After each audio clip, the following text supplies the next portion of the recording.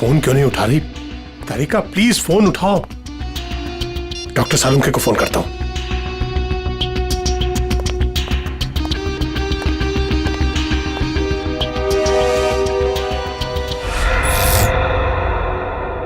Light को क्या हुआ?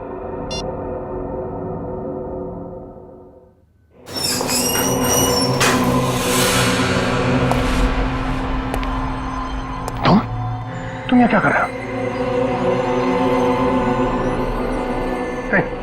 नहीं, मुझे मत मारो।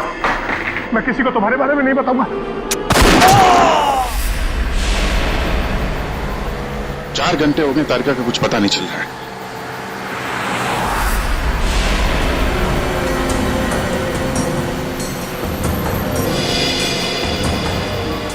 सर, तारिका का मोबाइल आसपास ही दिखाई दे रहा है।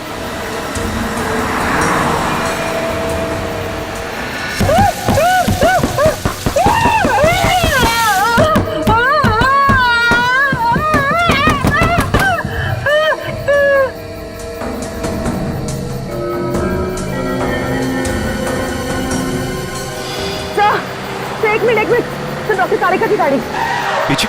काविन,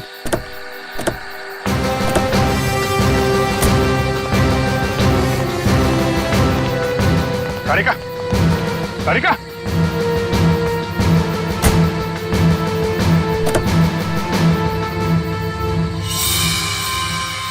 खून।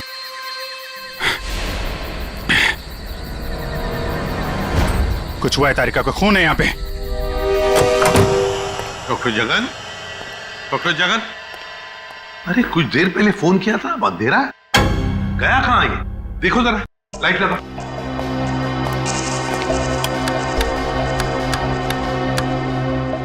सर, हाँ, स्विचेस सारे ऑन है। लगता है मेन स्विच ऑफ है। मेन स्विच ऑफ है? कमाल है।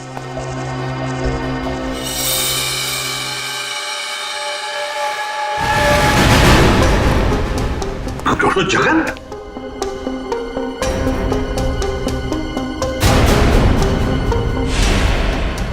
सर, ये तो मर चुके हैं। सर, कहीं ऐसा तो नहीं कि खूनी को पता चल गया हो कि डॉक्टर जगन हमें कुछ बताने वाले थे, इसलिए?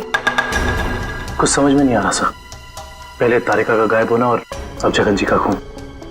वही तो। तारिका, तारिका जी, डॉक्टर तारिका। तारिका!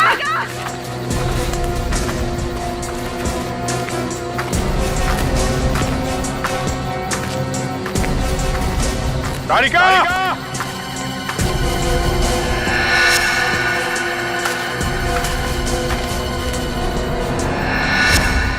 ओ, ये तारिका का ईयररिंग। ईयररिंग यहाँ पर? यहीं होगी। फोन लगा, फोन लगा।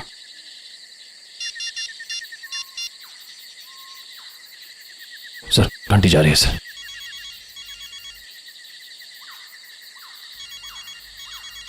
सर, उस तरफ। हाँ सर।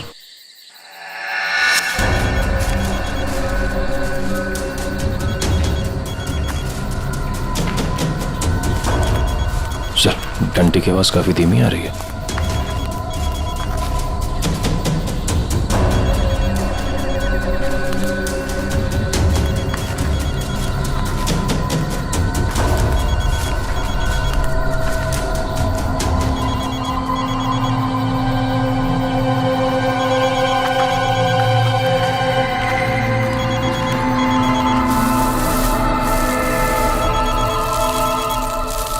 सर, वो मिट्टी के नीचे दबा हुआ है। वो नहीं, डॉक्टर तारिका नीचे है। जल्दी खोलो इसको।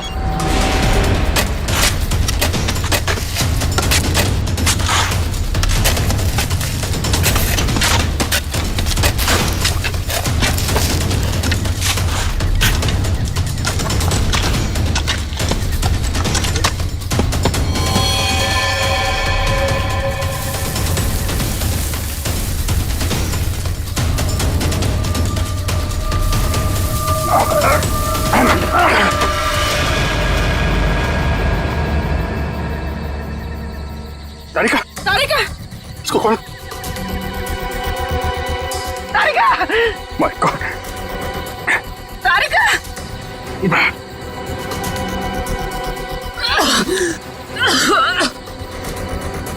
तारिका तुम ठीक हो? हाँ? कैसे हुआ ये है? किसने किया? कौन थे वो लोग? रिपोर्ट्स थे, लैब जा रही थी। एक आदमी आया, जबरदस्ती मुझे क्लोरोफॉर्म सुंघाया। मैंने अपने आप को छुड़ाने की कोशिश की और मुझे किसी ने मुझे जोर से सर पे मारा।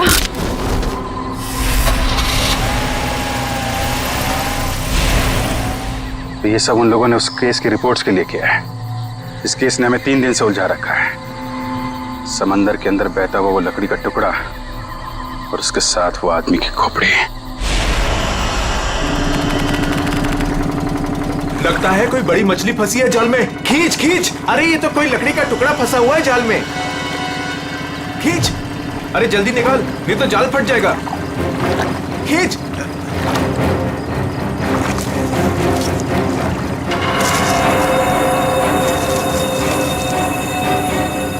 ये क्या? अरे ये तो इंसान की खोपड़ी है।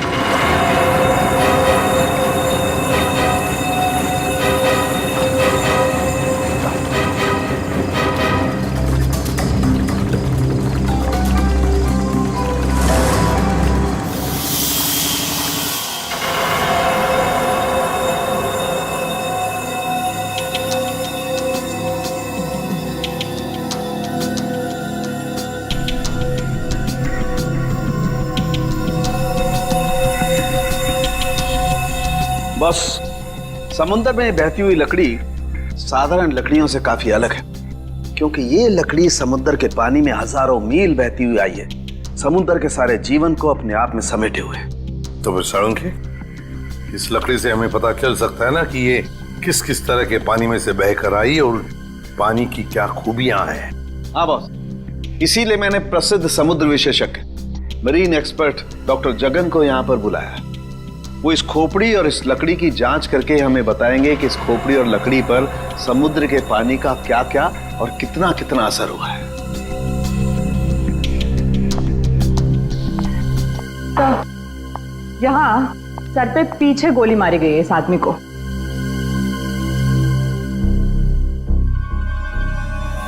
ये देखो बॉस, इस सुराग को देख करके लगता है काफी नजदीक से गोली मारी गई है। साळुंखे, क्या तू बता सकता है ये खोपड़ी कितने समय तक समुद्र में थी? बस ये जो काई हमें इस लकड़ी पर से मिली है, हाँ। ऐसी ही काई इस खोपड़ी की आंखों के चारों तरफ और आसपास भी है। ये काई हमें ये बताती है कि ये लकड़ी और ये खोपड़ी काफी बरसों से समुद्र में अपना डेरा जमाए हुए थी। फिर तो साळुंखे साहब ये भी पता चल जाएगा कि ये खोपड़ी समंदर के किस भाग में थी, और साथ ही साथ पक्के तौर पे ये भी पता चल जाएगा कि कितने समय तक थी। हाँ, पता चल सकता है। तारिका, एक काम करो, इस खोपड़ी पर से जितने भी बैक्टीरियाज मिले उनका अच्छी तरह से एनालिसिस करो, इससे उनकी उम्र का पता लगेगा और बाद में हम इस खोपड़ी का रिकंस्ट्रक्शन करेंगे। तो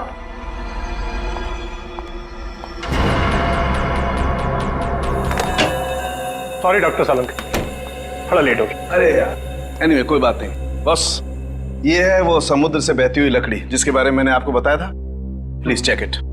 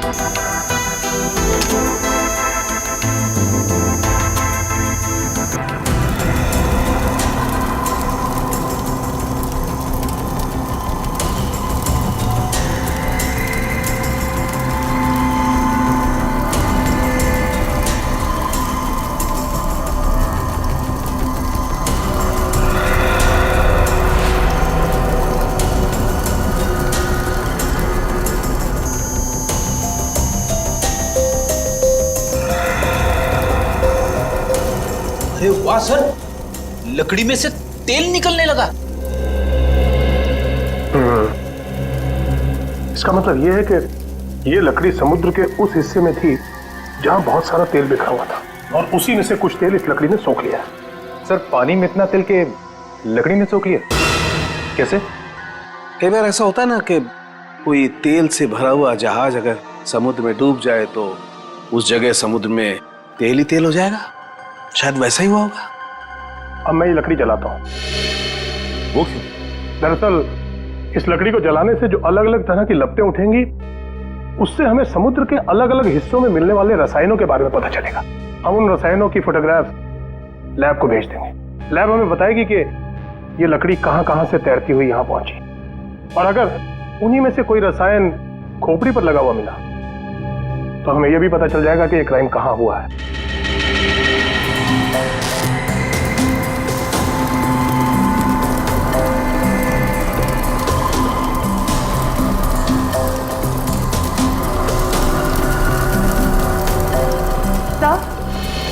सर, इस खोपड़ी में मिले समुद्री बैक्टीरिया और एल्गी की उम्र लगभग 7-8 साल है। 7-8 साल से समुद्र में? तो इसका एक ही मतलब है कि ये खोपड़ी जिस आदमी की है उसकी मौत समुद्र में 2005 में हुई है। 2005। उन रिपोर्ट से हमें पता चल सकता था वो खोपड़ी कहाँ थी, कहाँ से बह के आई थी। कोई तो है लेकिन जो ये नहीं चाहता कि सीआईडी इस केस की तह तक पहुंचे। किसी के चाहने या ना चाहने से सीआईडी नहीं रुकती।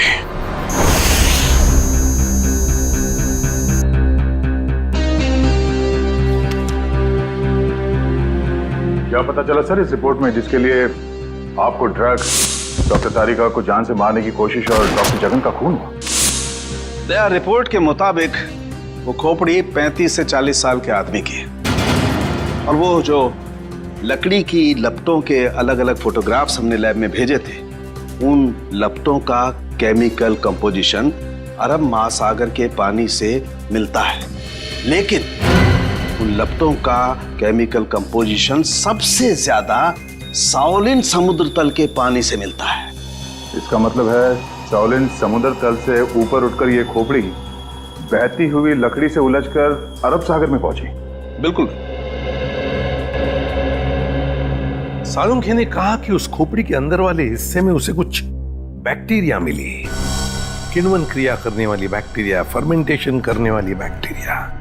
और फिर मरीन एक्सपर्ट डॉक्टर जगन के रिपोर्ट में यह भी बताया है उसकी खोपड़ी के ऊपर से कुछ फेरस ऑक्साइड के अंश मिले। फेरस ऑक्साइड, लोहे की जंग। लेकिन सर, समुंदर के नीचे एक खोपड़ी पे लोहे की जंग कैसे आ सकती है सर? वही तो। ये खोपड़ी 8-9 सालों से पानी के अंदर थी और बहती हुई एक लकड़ी से जाकर फंस गई, जिसपे से हमें तेल के भी कुछ अंश मिले। हो सकता है ये खोपड़ी किसी डूबे हुए जहाज के मलबे के नीचे दब गई हो।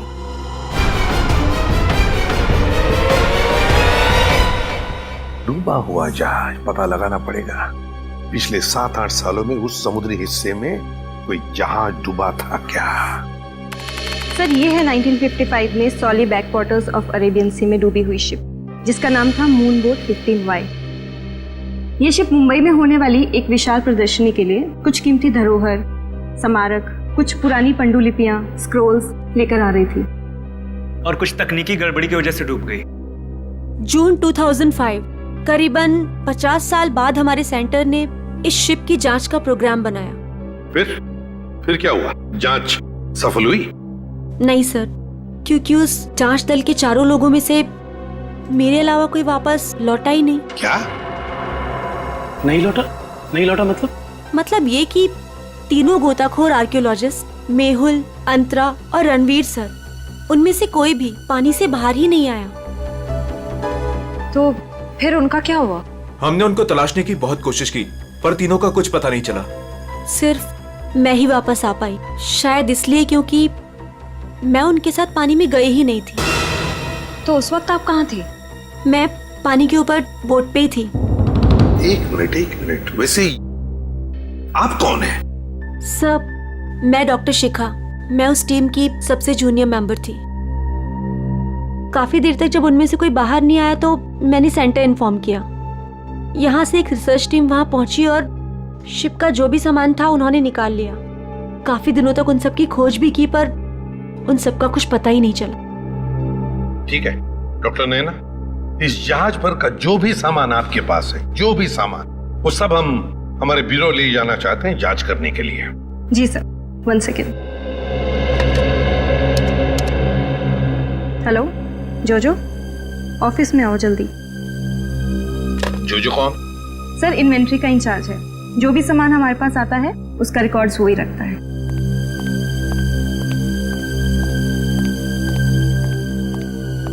मैडम आपने बुलाया मुझे? हाँ, ये लोग सीआईडी से हैं और इन्हें मूनबोट 15Y से मिला हुआ जो भी सामान है वो इन्हें चाहिए। ठीक है सर, मैं आपके ऑफिस में भिजवा देता हूँ, क्योंकि कुछ समय लगेगा कुछ डिटेल और गेट पास बनाने में। ठीक है, कोई बात नहीं। जो ने ये सारा सामान भेजा है मरीन रिसर्च सेंटर से। और तुम इन सारे सामानों को लिस्ट से मैच करके देख रहे हो? हाँ सर, और रणवीर, अंतरा और मेहुल, उन सब की फोटो भी भेजी है ईमेल पे, और उनके रिकॉर्ड्स भी। मयूर वही चेक कर रहा है। गुड, काम करो फ्रेडी, तुम्हारा ये सब लिस्ट चेक होने के बाद में ये सारा का सारा सामान फोरेंसिक लैब में भेज दो। Yes sir.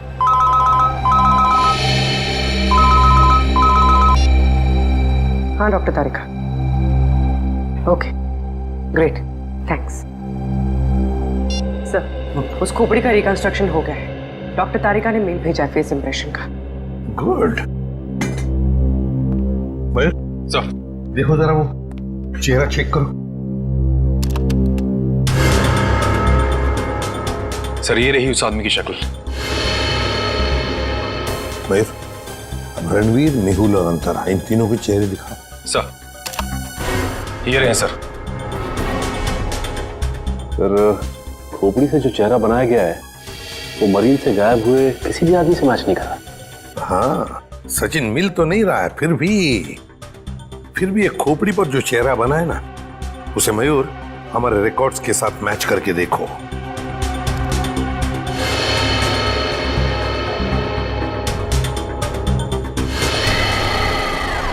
सर ये तो नामी जादूगर सम्राट है जो 2005 में गायब हो गया।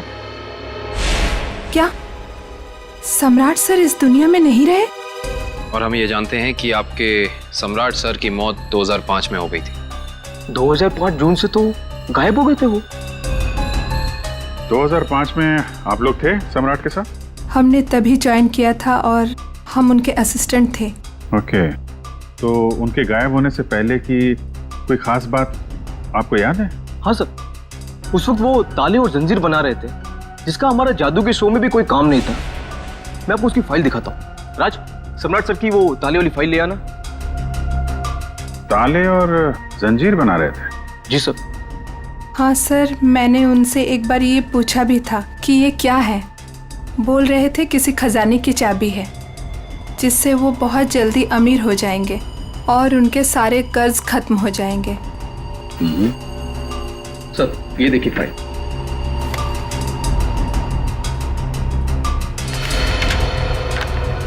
सर ये ताले जैसे दिखते नहीं हैं, लेकिन ये ताले ही हैं।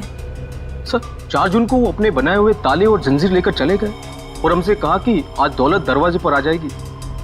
लेकिन सर उस दिन के बाद वो कभी वापस ही नहीं लौटे। तुम लोगों ने पता करने की कोशिश नहीं की? सर की थी। वो अपने पास कभी फोन भी नहीं रखते थे, कोई परिवार भी नहीं था उनका। हमने पुलिस में भी रिपोर्ट की थी मगर कुछ पता नहीं चला सर।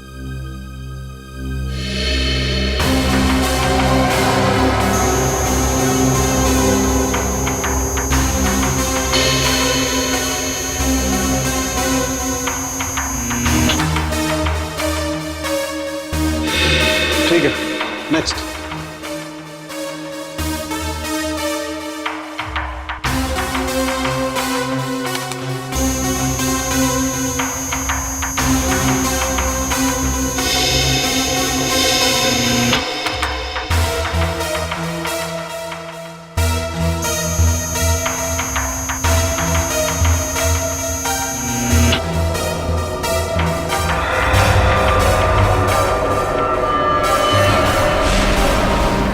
ये कैसे हो सकता है? फिर से स्कैन करते हैं।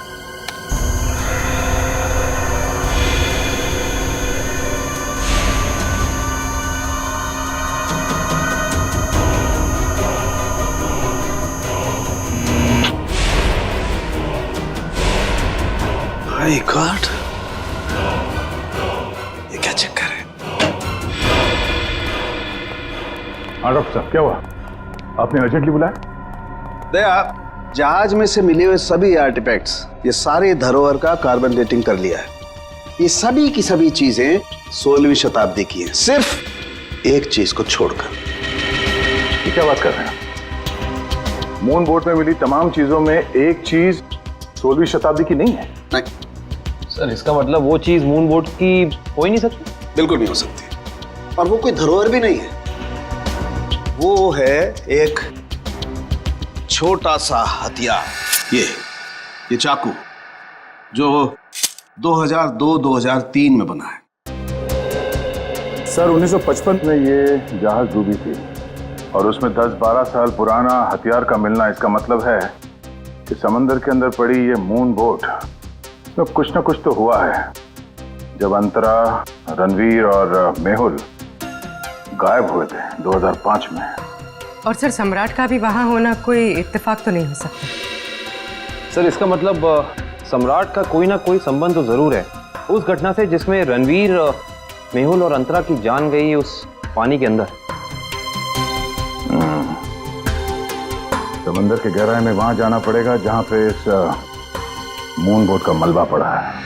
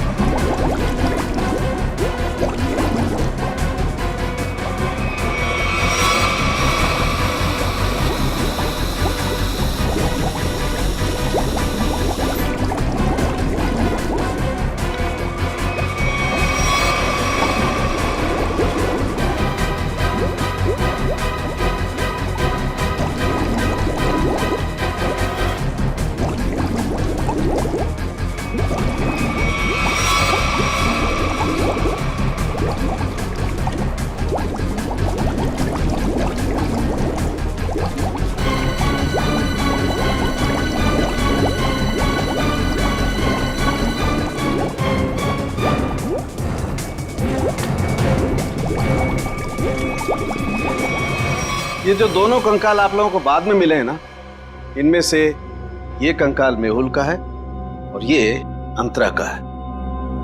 और ये खोपड़ी जो सबसे पहले मिली थी, ये कंकाल सम्राट का है। तो फिर रणवीर कहाँ गायब हो गया? अगर मेहुल, अंतरा और रणवीर पानी से वापस नहीं आए तो रणवीर कहाँ गया? उसकी तो लाश भी नहीं मिली हमें।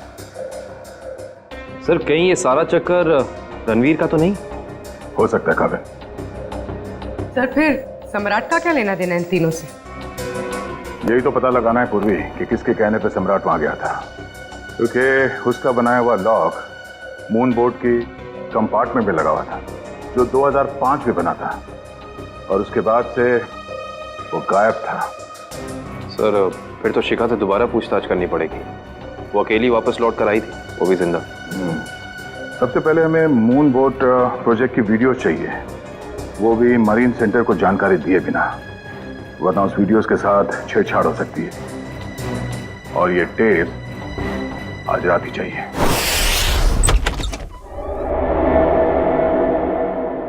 कहीं चोरी करते वक्त हमें कोई पकड़ न ले। अरे सर कुछ भी नहीं होगा, टेंशन मत लो। सीआईडी का बैच है ना, लोग उसे सीआईडी का बैच दिखाएंगे और कहेंगे चोर पुलिस करने आए हैं। पहले अंदर तो चलो।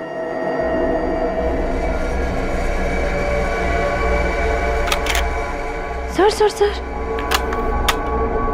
अंदर आर्काइव्स रूम में से कोई आवाज आ रही है। आप लोग जाओ, मैं आता हूँ। सुन, मरेंगे तो साथ में मरेंगे। आपको जाओ ना। सर वो देखिए, वहां पर कोई है।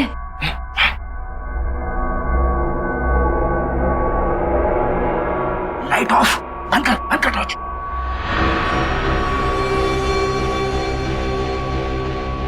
हमसे पहले कोई चोर आ गया टेप चुराने के लिए। एसीपी साहब ने हमसे कहा नहीं कि उन्होंने किसी और को भी टेप चुराने के लिए बोला है।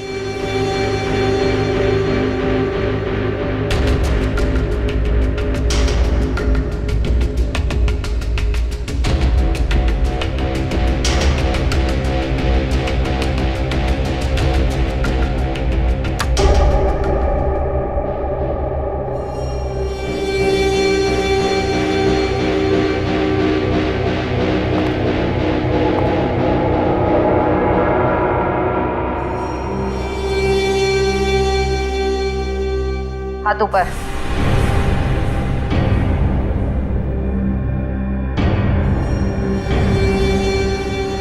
कौन हो तुम? नकाब उतारो।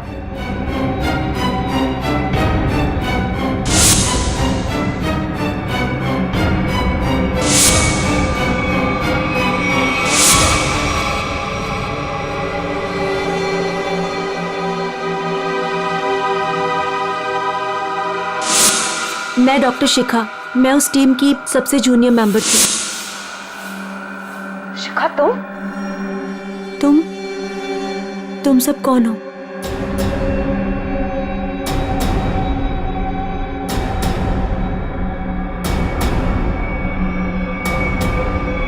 सीआईडी?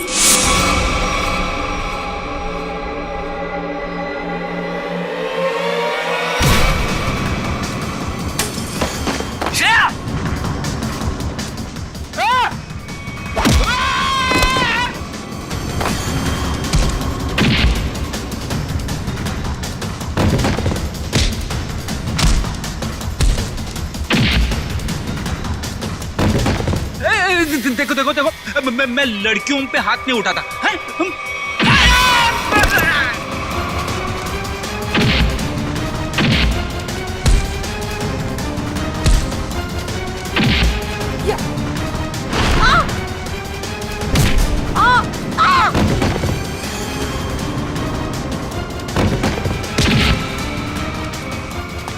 देख, नारी शक्ति लय भारी, लेकिन मेरी माँ अब भागना मत।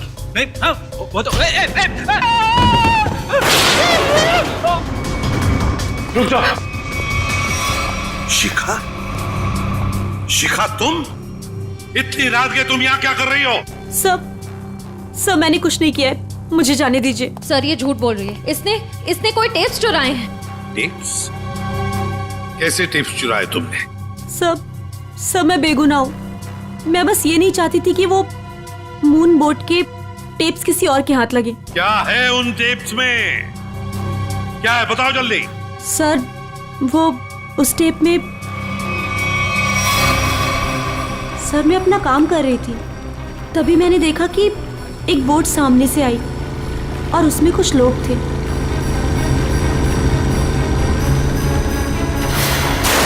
सर कुछ समय के बाद उन लोगों में से एक आदमी पानी में चला गया और फिर थोड़ी ही देर के बाद वो ऊपर आ गया।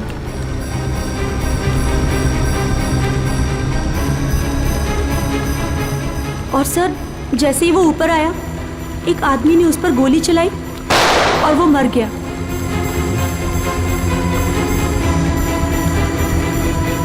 और फिर सर कुछ समय के बाद वो दोनों भी पानी के अंदर चले गए।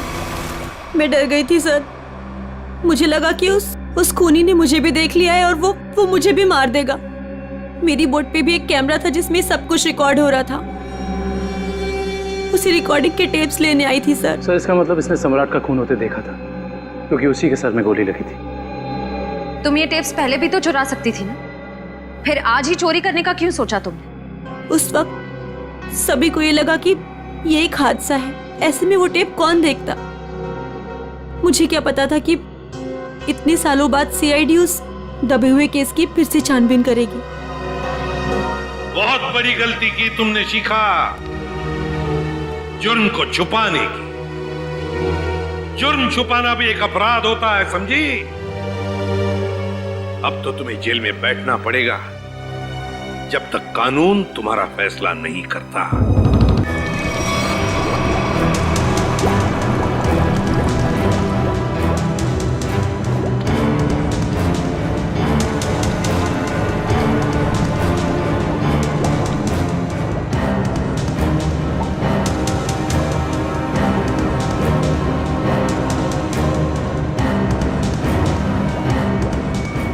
एक मिनट पॉज करो। सचिन, जो सामान हमारे पास मरीन सेंटर ने भेजा था, उस डूबे हुए जहाज पर जो था वो, उसमें ये मेटल बॉक्स नहीं था, ये संदूक। हाँ सर, ना तो ये बॉक्स लिफ्ट में था और ना ही मरीन रिसर्च सेंटर से आया है। फिर कहीं ऐसा तो नहीं कि ये मरीन सेंटर वाले ये बॉक्स छिपा रहे हैं हमसे? ये भी तो हो सकता है सचिन कि ये बॉक्स मरीन रिसर्च सेंटर तक पहुंचा ही नहीं। सब फिर ये बॉक्स गया कहाँ और इसके अंदर था क्या? हो सकता है पूर्वी कि कीमती सामान हो इसमें, और ये सारा सामान 1955 में महाराष्ट्र के एक म्यूजियम में आने वाला था। म्यूजियम में? तो कहीं ये खून इस संदूक की वजह से तो नहीं हुए? पता लगाना पड़ेगा म्यूजियम से क्या था इस संदूक में। मुझे 1955 के कार्गो शिप्स की फाइल्स चाहिए।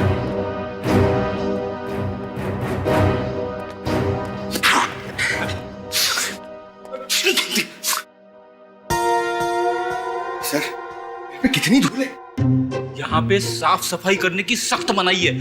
चीख फैलाओ अभियान की पूरी तैयारी कर रखी है यहाँ पे।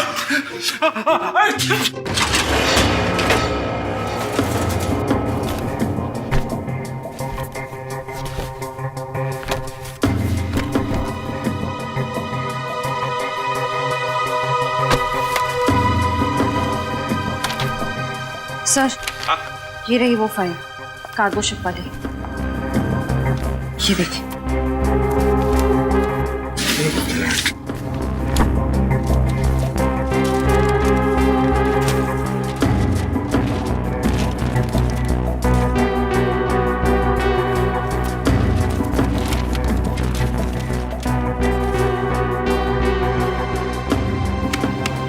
ये देखो, मेटल चेस्ट, संदूक, मुगल जवाहरात से भरा हुआ संदूक 1955 की लिस्ट में है, लेकिन मरीन रिसर्च सेंटर के इन्वेंटरी में नहीं है।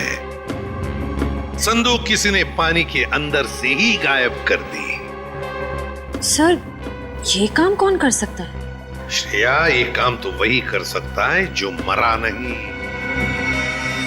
सर पानी में तो सम्राट, अंतरा, मेहुल और रणवीर गए थे। और सर, इनमें से 3 के कंकाल तो मिल चुके हैं। सर, हो सकता है कि रणवीर भी मर गया हो और उसकी लाश मछलियों ने खा ली हो, या फिर पानी की बहाव से उसकी लाश कहीं दूर बह गई हो। पंकज मान लिया कि ऐसा ही हुआ होगा, मगर संदूक का क्या? क्या वो जवाहिरात से भरा हुआ संदूक गायब हो गई?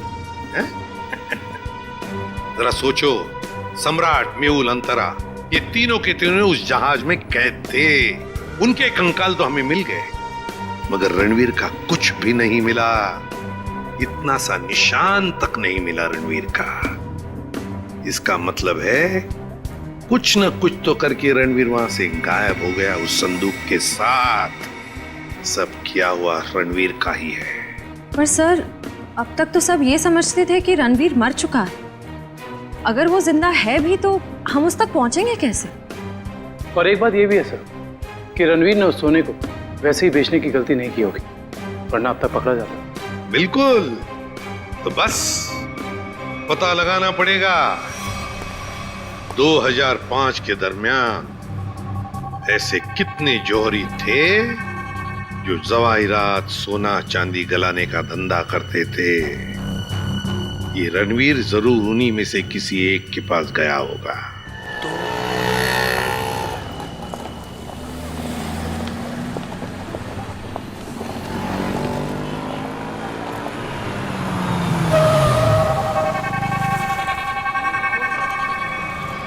हाँ सर, हम लोग पूरी कोशिश कर रहे हैं सर, अभी तक तो कुछ मिला नहीं सर। आप कुछ पता चला सर? हम लोग यहाँ पता कर रहे हैं सर, अगर आप कुछ पता चला तो हम आपको बताते हैं सर। आइए आइए सेठानी जी, इससे पहले कि वो आ जाए, आइए इसको तो मैं ऐसे बंद कर देता हूँ। गलती हो गई। आइए आइए, बोलिए क्या काम है? ये ही है। बहुत खतरनाक जगह है ये, उतरते ही पीछे लग गया एक। नहीं समझे, मैं समझाता हूँ। बहुत मुश्किल से आए आपकी दुकान, पीछे एक चोर बुर्बक टाइप आदमी लगा था, नीचे खड़ा। आइए दिखाता हूँ उस तरफ, आइए इधर आइए। वो देखिए फोन पे बात कर रहा है, लगता है अपने साथियों को बुला रहा है यहाँ पर। बाप रे। आप रुकिए, मैं अभी पुलिस को फोन करता हूँ। हाँ पुलिस? नहीं नहीं नहीं। अरे सेठ जी सेठ जी सेठ जी, अरे आप तो कच्चे खिलाड़ी निकले। अरे पुलिस को फोन नहीं करना, लोग बैठे। हमारा जो माल है ना, ये वाला अलग किस्म का है। अलग किस्म का? बताऊंगा नहीं, दिखाऊंगा। आइए सेठानी जी, कम।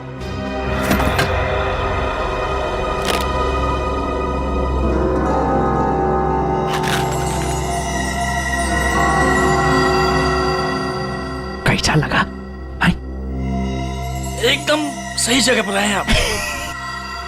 कहाँ से हाथ मारा है? फालतू सवाल बड़े कर रहे हैं आप। माल देखिए, आम खाइए, पेड़ मत गिनिए। तो बेचना है? सेठानी जी कह रही है बेचना नहीं है, तो खरीदना है? खरीदना भी नहीं है। तो फिर गहनों के बदले गहने लेने हैं? तो फिर आप लोग क्यों आए हुए यहाँ बाजार में? मासूम है, इधर देखिए, हम ये चाहते हैं कि आप इस सामान को पिघला दें। जब बाजार बढ़े, रेट बढ़े, हम धीरे धीरे हौले हौले प्यार से बेचेंगे, पैसे कमाएंगे।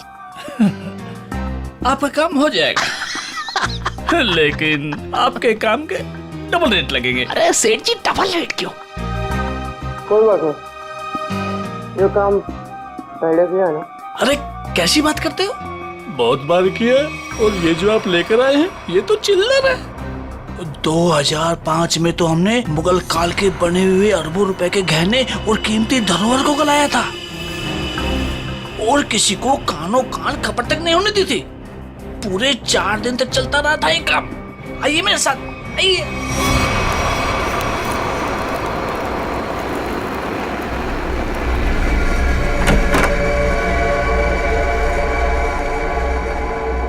अरे चुन्नू, अरे सेठ लोगों का कुछ माल है, गलाना है इसको।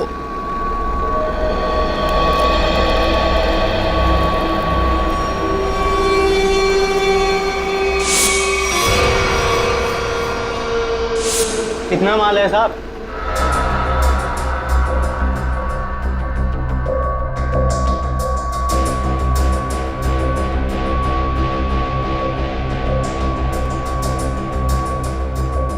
जोजो, तुम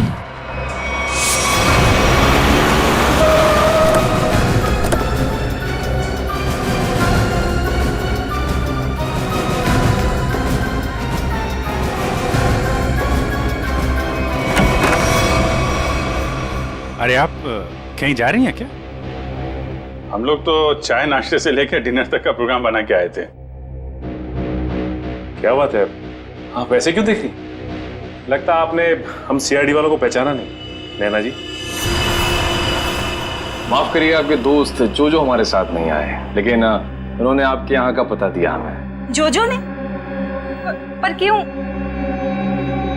क्योंकि समंदर से निकली कीमती चीजें मरीन सेंटर से गायब करके बाजार में बेचता है वो, आपके साथ मिलके।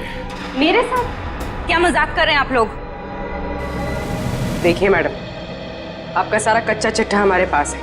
बेहतर यही होगा कि आप खुद ही बता दीजिए। मैंने ही समंदर से मिले मुगल जवाहरात लिए थे।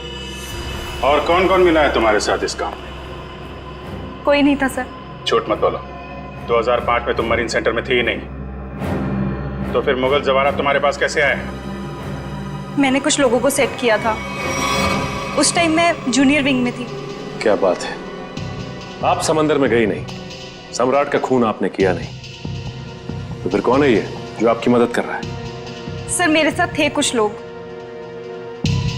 साथियों के नाम तो होंगे ना?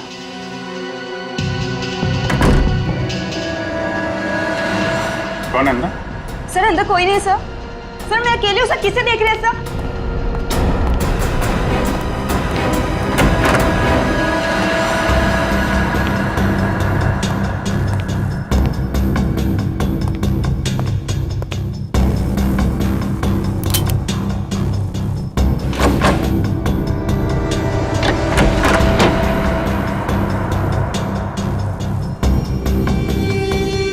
कौन है?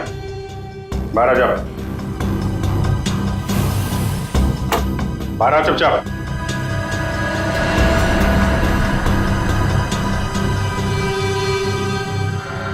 ओ, रणवीर। रणवीर? कौन रणवीर? तीन फोन करके इतने सालों से छुपा हुआ। सर मैं तो नैना का पति सिद्धांत हूँ।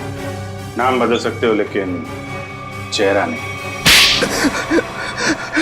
हाँ सर, मैं ही रणवीर हूँ। 2005 में मैं और मेरी टीम समंदर पे उस जगह गई थी।